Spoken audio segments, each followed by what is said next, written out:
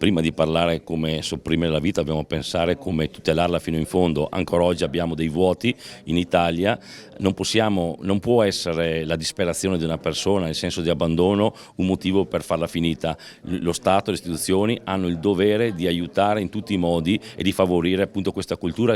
l'assistenza alla persona, l'aiuto alla famiglia, e le cure palliative, le terapie antidolore devono essere elementi importanti perché la persona non si senta disperata. Questo è un dovere previsto che viene attuato attraverso questa legge. A fianco alle persone malate spesso e volentieri ci sono dei familiari che possono essere fratelli, sorelle o figli che spesso e volentieri magari sacrificano il tempo alla propria famiglia, al proprio lavoro piuttosto che allo studio proprio per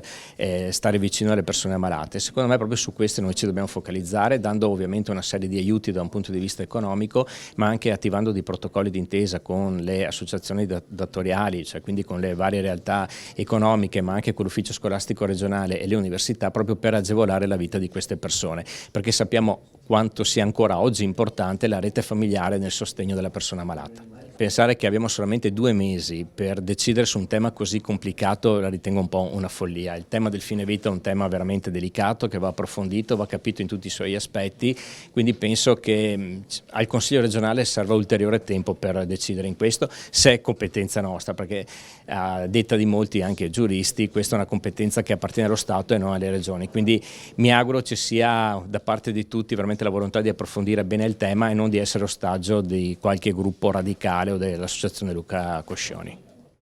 Bisogna intercettare l'umano. L'umano vuol dire che le persone disabili, soprattutto le più gravi, i malati terminali, i malati di tumore, hanno bisogno di vicinanza, di affetto, certo anche di cure farmacologiche, ma primariamente di sentirsi accolti e non di sentirsi un peso sanitario, finanziario, assistenziale. Per cui